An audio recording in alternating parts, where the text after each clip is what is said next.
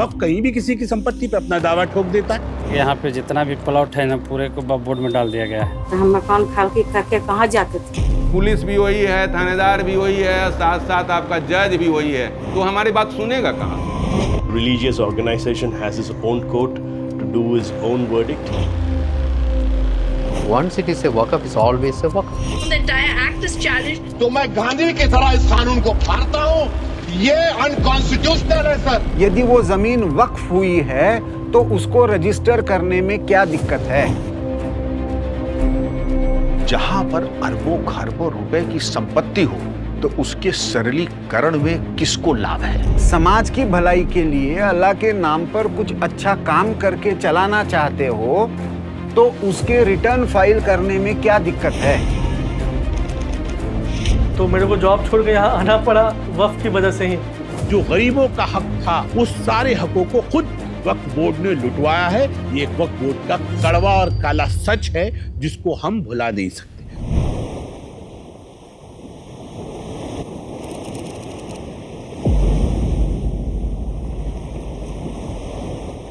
भारत ने कई आक्रमण देखे, लेकिन उनमें से एक आक्रमण ऐसा था जिसने आज के भारत की संरचना को गहराई से प्रभावित किया। वो था मोहम्मद गोरी का आक्रमण।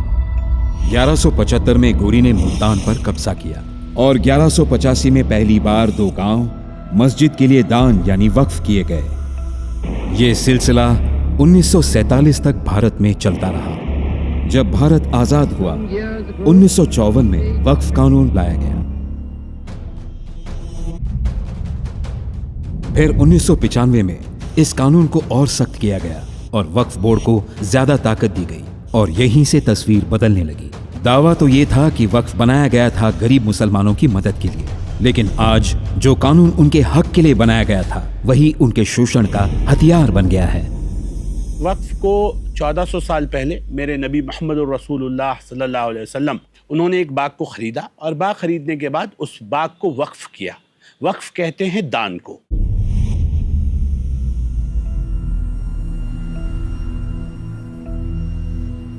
सत्तर 75 साल की जो वक्फ का रिकॉर्ड है, आप कांग्रेस की, समाजवादी की, बसपा की सरकारों में आप उठा करके देख लें, वक्फ एक लंगर की तरह बांटा गया है।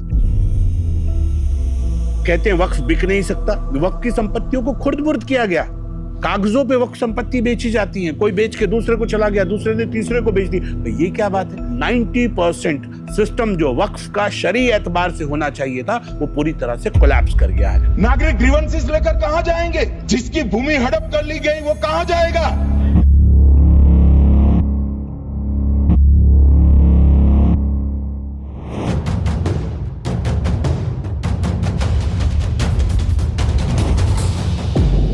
मुलम्बम। यहाँ के ज्यादातर लोगों की जिंदगी समुद्र पर निर्भर है, लेकिन यहाँ कुछ महीने ऐसे होते हैं जब समुद्र से कमाई रुक जाती है। ऐसे समय में यहाँ के लोग अपनी बचत पर या दूसरों के यहाँ मजदूरी करके अपना घर चलाते हैं। लेकिन जब खर्चा बहुत बढ़ जाता है, जैसे बच्चों की हायर एजुकेशन या शादी जैसे मौके, तब लोग अपने घर या जमीन पर लोन लेते हैं। फिर 2019 में वक्फ बोर्ड ने दावा किया कि जिस गांव में ये लोग रहते हैं ये पूरी जमीन वक्फ की संपत्ति है, लेकिन डॉक्यूमेंट ये बताते हैं कि ये जमीन इन लोगों ने फारूक कॉलेज से खरीदी थी।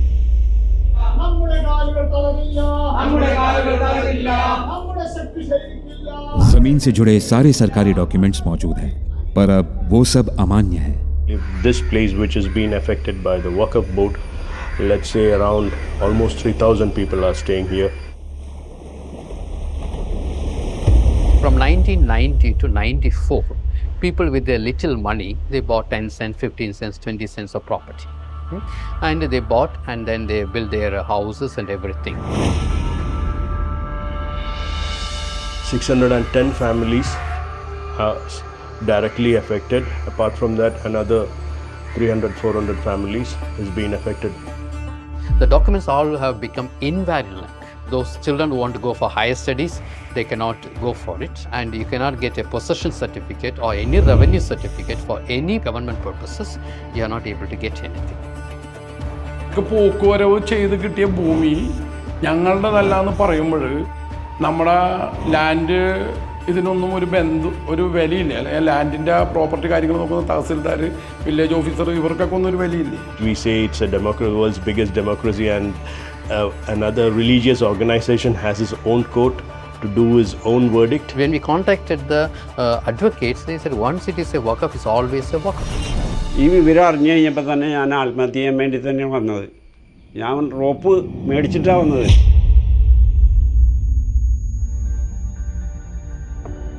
रिलीजन के आधार पर केवल एक ही कम्युनिटी को अपने व्यवहार को, विवाह से संबंधित और संपत्ति से संबंधित व्यवहार को धार्मिक कानूनों के आधार पर उसका व्यवस्थापन करने का संपूर्ण अधिकार मिल गया है।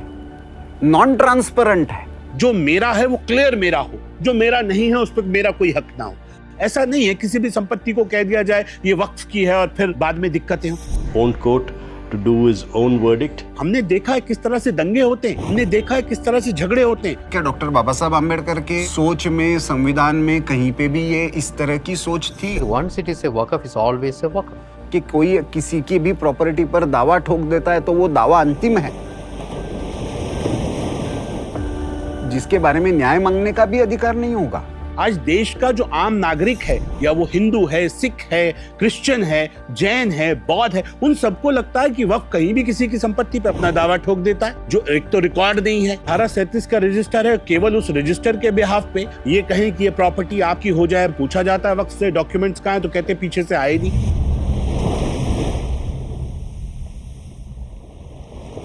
वक्फ assets management system of India, वामसी, इस पोर्टल पर सारे वक्फ की प्रॉपर्टीज और उनका रजिस्ट्रेशन होना ये अपेक्षित है। 8,72,000 प्रॉपर्टीज रजिस्टर्ड हैं। उसमें से लगभग 4,35,000 प्रॉपर्टीज के स्टेटस के बारे में पूरी जानकारी उपलब्ध ही नहीं है। ज्यादतियां की है वक्फ ने खुद, और या खुद बैठकर वक्फ के नेताओं ने, वक्फ के अध्यक्षों ने खुद लुटवाया है। न पारदर्शिता थी, न जवाबदेही थी। 1923 में पहली बार दो महत्वपूर्ण शब्द आए। एक था अकाउंटेबिलिटी, उत्तरदायित्व, और दूसरा था ट्रांसपेरेंसी, पारदर्शिता।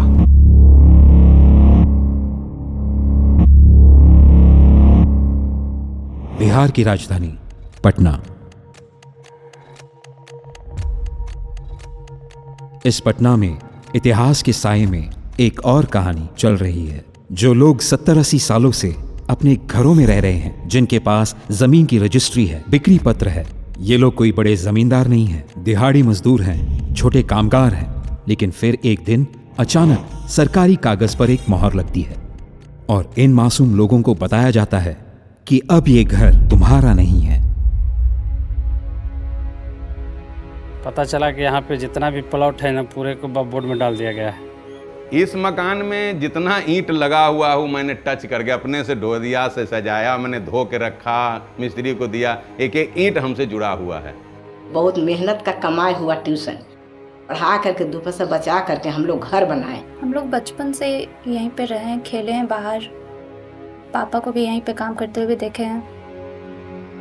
लगातार 1952 से लेकर आज तक जो रसीद हम कटता आ रहा है, मतलब पोजीशन का जो रसीद हम सरकार को दे रहे हैं, वो सारा डॉक्यूमेंट्स मेरे पास है। जमीन हम लोग का है, लोगों से बात किए थे, कहे तो खतियान नहीं, हम लोग तो खतियान है, हमारे पास डीड है, सब कुछ है, तो कैसे? जबरदस्ती उन्होंने बस एक खोखला दलील बना के कि जमीन वक्फ बोर्ड का है, मेरे ऊपर केस कर दिया। किसी जमीन पर वह कह देगा कि मेरा है तो आपको प्रूफ करना उसी के यहाँ। माने पुलिस भी वही है, थानेदार भी वही है, साथ साथ आपका जज भी वही है, तो हमारी बात सुनेगा कहां से? वक्फ बोर्ड से मैंने आरटीआई के द्वारा मांगा, कागजात दीजिए कि आप किस आधार पर कह रहे हैं कि मेरा जमीन है, तो उन्होंने डॉक्यूमेंट देने में आनाकानी की। और पता चला कि एक्ट ऐसा बनाया हुआ है कि किसी के ज़मीन को वो मतलब अपना रजिस्टर में दाखिल कर लिया तो वो ज़मीन का कोई कागज़ वो नहीं दिखाएगा। दान दिया होता तो हाई कोर्ट में जब केस चला तो आप कोई कागज़ लगाया नहीं, सिर्फ एक्ट का हवाला दिया कि मेरा एक्ट है, वक्फ बोर्ड का एक्ट है, उसके तहत ये मेरा ज़मीन है। ये ऐसा कहीं होता है। तो मेरे को जॉब छोड़ के यहाँ आना पड़ा वक्फ की वजह से ही, क्योंकि मेरे घर में केस देखने वाला कोई है नहीं। आपका ज़मीन रहता है जहाँ पे आप जा कर के कब्जा कीजिए, किसी आम पब्लिक को, किसी कमाने खाने वाले व्यक्ति को आप परेशान न करें। आपके पास ऑथेंटिक प्रूफ है कि नहीं ये मेरा ज़मीन है, तब उस पर आप कार्रवाई कर सकते हैं। 50 साल से जो रह रहा है वो तो दिख रहा है, वहां पे रह रहा है, उसके पास कुछ डॉक्यूमेंट्स है, कुछ लिखा हुआ है। वही डॉक्यूमेंट क्या वक्फ बोर्ड के पास है क्या? दूसरे की संपत्ति पे निगाह ना रखें, हम अपनी संपत्ति को पारदर्शिता के साथ लोगों के सामने रखें। इस्लाम में तो ट्रांसपेरेंसी है, और जो काम खुदा के लिए किया जाए उसमें भी अगर गड़बड़ियां होंगी तो फिर कहां खुदा के लिए रह गया।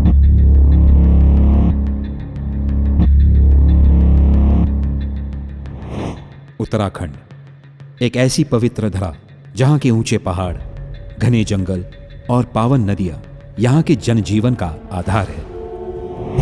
लेकिन आज इसी के जंगलों और खाली सरकारी जमीनों पर वक्फ बोर्ड ने कानून का हवाला देकर अपना हक जताना शुरू कर दिया है। मैंने कुरान को कोट करके कहा कि मौलवी साहब ये तो बताओ कि इस कुरान में या किस हदीस में यह लिखा है कि अगर हमने कोई संपत्ति दान नहीं की तो तुम उसको वक्फ बाय यूजर मालिकाना मान लोगे। किसी भी संपत्ति को वक्फ कैसे और किस कानून के तहत अपना घोषित करता है? जवाब है वक्फ बाय यूजर। जब ये सर्वे करते थे तो ये देखते थे कि कौन कौन सी प्रॉपर्टी जो है वक्फ में दर्ज है और कौन सी प्रॉपर्टी वक्फ में दर्ज नहीं है। जो नैनीताल स्थित जामा मस्जिद है, इसको जब हम छोटे थे तो बहुत छोटा सा हुआ करता था। हमने देखा इसका स्वरूप जो है 2007-8 में एकदम से बढ़ना शुरू हुआ। एक कालाडोंगी की मेन मार्केट है जहां मस्जिद बनाकर वहां लगभग पहले 20 परिवार रहते थे, आज वहां 100 परिवार हो गए हैं। सरकारी जमीनों, संरक्षित जंगलों और सार्वजनिक स्थलों पर धीरे धीरे हक जमाने की सोची समझी साजिश रची जा रही है। नगर पालिका ही हमारे इस पूरे शहर का स्वामित्व रखती है, उनके पास कोई रिकॉर्ड नहीं है। और पूरी फॉरेस्ट लैंड है, वो मस्जिद के नाम पे उनने वहां पर कब्जा करा, मजार के नाम पे कब्जा करा। वक्फ की संपत्ति भी कितनी है इसका भी कोई रिकॉर्ड हमारे पास आज तक उपलब्ध नहीं हो पाया है। अब वो जाते हैं कि हमें विस्थापन कर दो, दान दिया होगा तभी वो वक्फ के रूप में आएगा। लेकिन यहाँ पे विषय है कि आपने किसी सरकारी जमीन पे कब्जा किया और उसी जमीन को आप विस्थापन की मांग कर रहे हैं। कोई भी संपत्ति कागजी दस्तावेज से नहीं बल्कि इसलिए वक्फ मानी जाती है क्योंकि उसका लंबे समय से धार्मिक या समाज सेवा के लिए इस्तेमाल किया जा रहा है। तो जो प्रॉपर्टियां वक्फ में दर्ज नहीं होती थी उस सर्वे में, तो उस प्रॉपर्टी को ये दर्ज कर देते थे, यानी कि वो भी वक्फ की होगी। वक्फ में एक प्रॉपर्टी जो दर्ज हो जाती है तो बताते हैं कि फिर उसका कोई वक्फ से बाहर जाने का कोई प्रोविजन नहीं। वक्फ एक हथियार बन गया, एक वेपन बन गया, एक पॉलिटिकल वेपन, एक रिलीजियस परसिक्यूशन का वेपन, एक लैंड ग्रैबिंग का वेपन और इसके आधार पर पॉलिटिकल असर्शन का वेपन। लेकिन वक्फ का ये खेल सिर्फ बाहरी कब्जों तक सीमित नहीं है। इसकी सबसे घिनौनी सच्चाई तो इसके भीतर छिपी है। ये वो भ्रष्टाचार है जो मजहबी पर्दे के पीछे बड़ी चालाकी से छिपाया गया।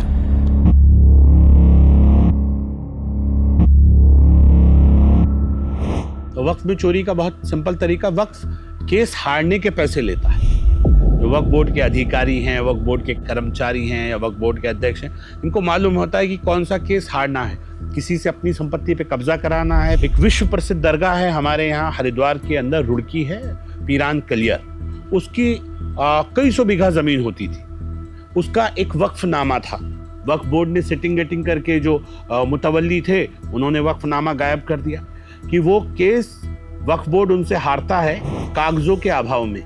सिविल सूट जहां सालों साल चलता है, वहीं वक्फ बोर्ड साल भर के अंदर, 2 साल के अंदर सारे केसेस हार के सामने वाले को मालिक बना देता है। केवल इस्लाम के लिए नहीं, किसी भी धर्म के लिए इससे बड़ा पाप नहीं हो सकता कि धर्म पे नाम पर ली हुई संपत्ति में भ्रष्टाचार हो। सांसद महोदय, कांग्रेस के वरिष्ठ नेता अकबर अहमद डंपी नैनीताल में अपना रिसोर्ट बनाया वक्फ की संपत्ति पर। ये करप्शन कांग्रेस और मुस्लिम संगठनों ने मिलकर के किया है। कांग्रेस के एक और सांसद रहे सईदुज्जमा, मुजफ्फरनगर से सांसद रहे, उनसे पूछे कहां से वो मालिक बन गए। जहां रेलवे के साथ वक्फ बोर्ड का झगड़ा है, जहां और दूसरे लोगों के साथ है, तकरीबन पूरे देश में 40,000 के आसपास केसेस जो है वो कोर्ट में पेंडिंग है वक्फ बोर्ड की। उनमें 10,000 तो बेचारा मुसलमान ही है जिसके लिए वो दान किया गया था। वक्फ की वो जमीनें जो गरीबों की मदद, स्कूल और अस्पतालों के लिए थी, उन्हें बोर्ड के ही कुछ ताकतवर लोगों ने अपनी प्राइवेट प्रॉपर्टी बना लिया है। सच्चाई कड़वी है लेकिन सच्चाई है। वो जो खड़े होके वहाँ मौलाना है वहाँ के, वो कब्जेदार, और उन्होंने पूरी संपत्ति हड़प ली उसकी। जो गरीबों का हक था, उस सारे हकों को खुद वक्फ बोर्ड ने लुटवाया है। ये एक वक्फ बोर्ड का कड़वा और काला सच है जिसको हम भुला नहीं सकते। सिर्फ केरलम, बिहार और उत्तराखंड ही नहीं, पूरे भारत में वक्फ ने क्लियर रजिस्टर्ड रिकॉर्ड्स ना होते हुए भी आम लोगों के घर और जमीन पर क्लेम किए हैं। देश में नहीं, दुनिया में किसी को अधिकार नहीं होगा कि जो ब्रिटिश एक्वायर करके कंपनसेशन दे गए हो, उसको 57 सालों के बाद वक्फ बोर्ड कह दे ये वक्फ की जमीन है। एक लोकतांत्रिक संविधान, ये जब व्यवस्था आई तो उसके पीछे सबसे पहली सोच क्या थी?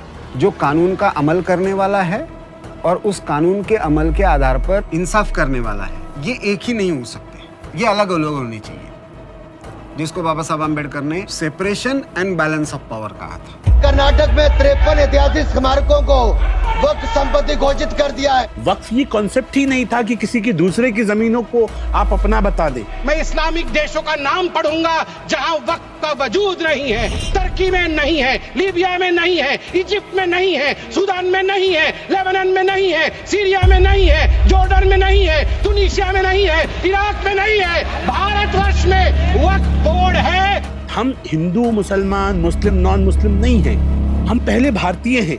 भारत सेक्युलर है क्योंकि भारत की सभ्यता हमेशा से सारे धर्मों का, सारे पंथों का, सारे मजहबों का हम स्वीकार करते हैं। हम मानते हैं कि सारे रास्ते सच्चे हैं। जहाँ हजरत मोहम्मद साहब कहते हैं एक भी पैसा दो तो लिखित दो, और तुम कहते हो कि तुम्हारे पास ये सारी संपत्तियां हैं जिसका कोई लिखित रिकॉर्ड नहीं है। लोगों के पास घर और जमीन के सालों पुराने पक्के कागज मौजूद हैं, फिर भी वक्फ बोर्ड के सामने ये आम नागरिक खुद को बेबस और लाचार महसूस करते हैं।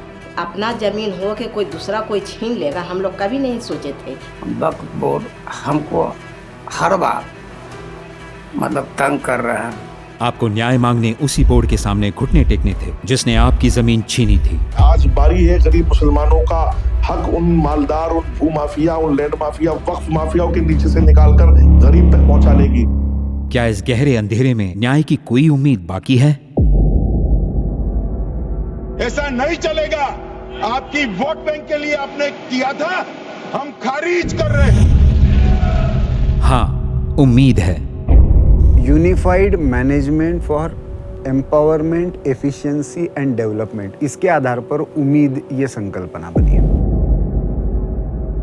इस एक्ट का पर्पस बिल्कुल क्लियर है, हर वक्फ प्रॉपर्टी का डिजिटल, ट्रांसपेरेंट और यूनिफॉर्म रिकॉर्ड बनाना, ताकि जमीन के डिसीजंस अंदाजे पर नहीं बल्कि प्रॉपर डॉक्यूमेंट और प्रूफ पर बेस्ड हो।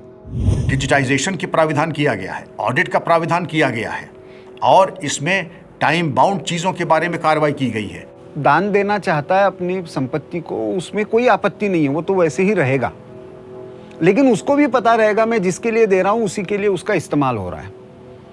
लेकिन जो जमीन वक्फ के नाम पर किसी मुस्लिम व्यक्ति ने दी ही नहीं है, लेकिन वक्फ बाय यूजर के नाम पर उस पर दावा किया जा रहा है, तो ऐसी संपत्ति का सिविल कोर्ट में जाने का ऑप्शन इसके कारण खुल जाता है। महिलाओं को उसमें स्थान देने का प्रोविजन नहीं था। अब इस एक्ट के अनुसार जो है उसमें महिलाएं भी जो है मेंबर बन सकेंगी। पिछले 70 सालों तक सरकारों ने इस शोषण को यूं ही चलने दिया, लेकिन मौजूदा सरकार ने ऐसा प्रहार किया जिसने इस पूरी व्यवस्था की जड़ें हिला दी। जितने भी लोग इसको विरोध किए थे, वो हमारे लोकतंत्र में विरोध करने का सबको अधिकार है, अपना बात बोलने का अधिकार है, इसको कोई छीन नहीं सकता है। अब ये कानून बन चुका है, विरोध राजनीतिक कारण से हो सकता है या निजी स्वार्थ के कारण भी हो सकता है। सुप्रीम कोर्ट ने इस बिल को पास करते हुए पुराने कानून की कमियों को पहचाना और सकारात्मक बदलाव के लिए कुछ धाराओं पे स्टे लगाकर ये साफ कर दिया कि हमारा लोकतंत्र आज भी सुरक्षित हाथों में है।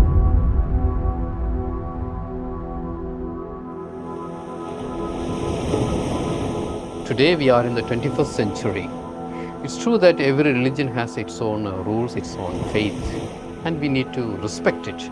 But when we live together as a secular country, We need to grow in our thinking and also in our vision.